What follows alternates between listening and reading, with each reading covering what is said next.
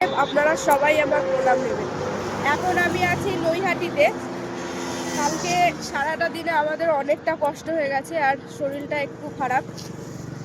আবার ঠান্ডা লেগেছে প্রচণ্ড পরিমাণে।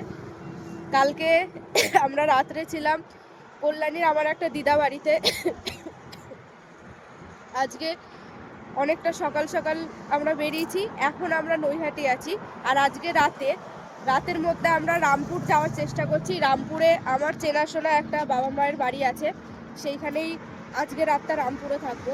আর রামপুর থেকে আমডাঙ্গাতে একটা জায়গায় হচ্ছে আমার কালকে SIR এর হিয়ারিংয়ের ডেট আছে 12টা থেকে 2:30টার মধ্যে।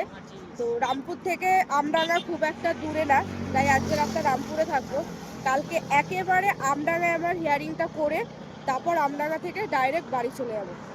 দেখতে দেখতে আপনাদের সবার আশীর্বাদে আমি বাবাকে কাশী বিশ্বনাথ নিয়ে গিয়ে ভালোভাবে আবার বাড়িতে ফিরে আসছি। সবটাই আপনাদের আশীর্বাদ আর আপনারা যেভাবে আমাকে সাপোর্ট করে গেছেন, আপনাদের জন্যই সম্ভব হয়েছে। আর অবশ্যই মহাদেবের কৃপা তো আছেই।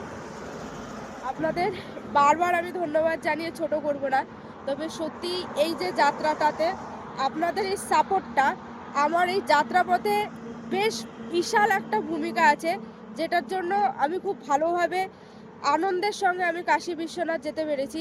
মানে কষ্টের পরিমাণ খুবই সামান্য, যেটা ধরার মধ্যেই পড়ে না।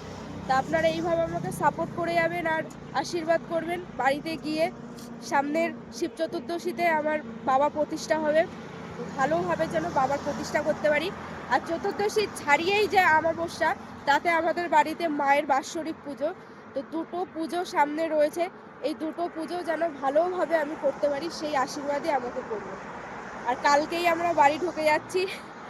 তো সবাই সুস্থ থাকবেন, ভালো থাকবেন। হর হর মহাদেব।